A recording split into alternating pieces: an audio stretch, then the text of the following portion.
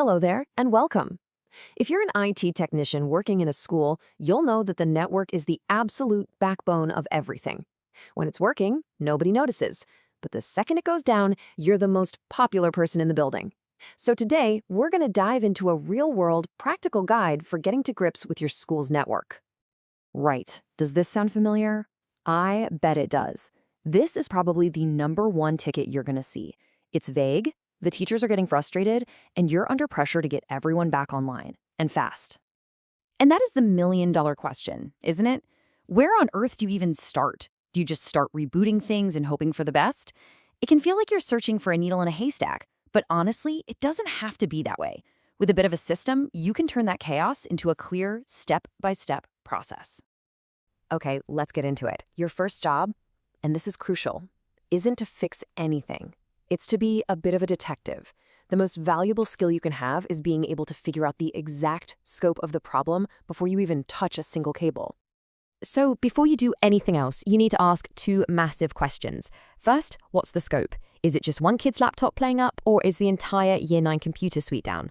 And second, is this an internal problem or an external one? Can they not get to the BBC website, or can they not get to the school's shared drive? Just answering those two questions narrows things down hugely. Right. Once you've got a better idea of the scope, you need to know what you're actually looking at in that dusty comms cabinet. Let's do a quick run-through of the 3 key bits of kit you'll be dealing with.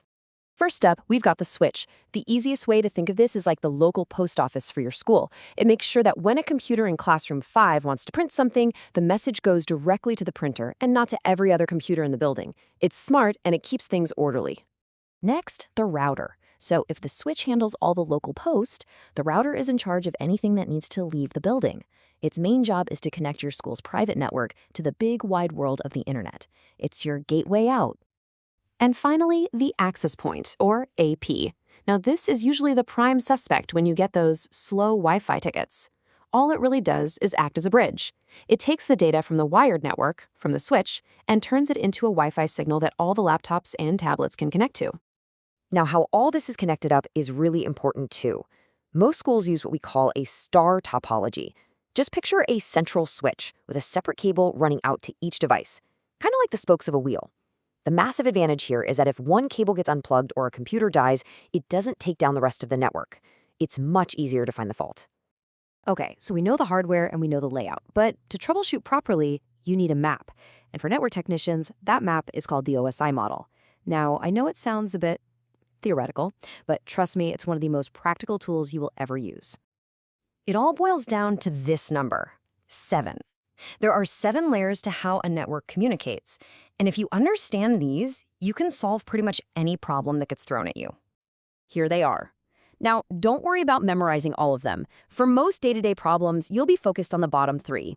You start at the bottom with layer 1, the physical layer. That's your actual cables. Is it plugged in?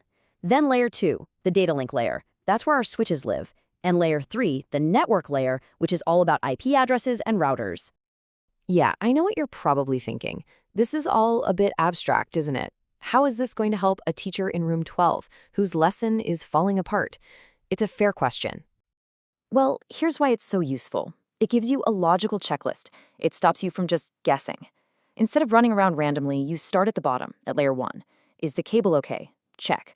Are the lights on the switch flashing like they should? Check. If all that is fine, you then move up to layer 2, and so on. It's a system, and it saves a huge amount of time. So now that we've got our map, let's go on a hunt for some of the usual suspects that cause network grief in a school. In a school, it's almost always one of these. You might have congestion. That's just too many people trying to use the network at once. Think of it like a traffic jam. Of course, it could be faulty hardware, and for Wi-Fi, you often get interference from other wireless devices. But there's one that's particularly common in schools, and that's something called a loopback. Oh, this one catches so many people out. A well-meaning student or teacher plugs a network cable from one wall socket into the one right next to it. This creates an endless loop of data. The switch just goes into a complete panic, creating what's called a broadcast storm, and it can grind that whole section of the network to a halt. Right. You've isolated the scope, you know the hardware, you've got your OSI map, and you have a list of suspects. Now you just need the tools to find the evidence. And luckily, there are a few simple commands that can help you do just that. This four-step process is your bread and butter for a quick diagnosis.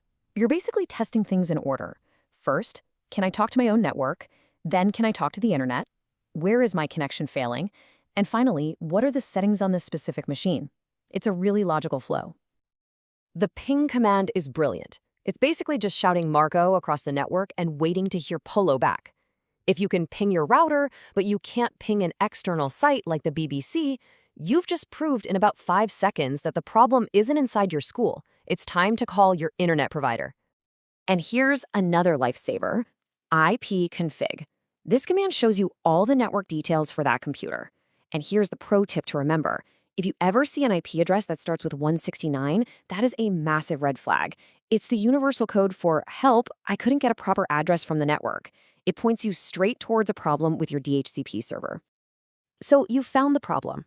Maybe it was a pesky loopback or a dodgy cable, and everything's working again. Job done, right? Well, not quite. This last step is what separates the good technicians from the great ones. Proper documentation.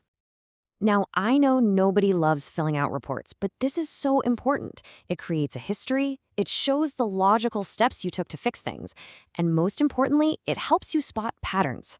If the same classroom's Wi-Fi goes down every Monday morning, your reports are going to show you that, helping you find a permanent solution. So there we have it. We've gone from a vague, frustrating ticket to a structured plan of attack. You've got your map, you've got your toolkit. The next time that ticket comes in, you won't be guessing, you'll have a plan. The only question is, what's going to be your first step?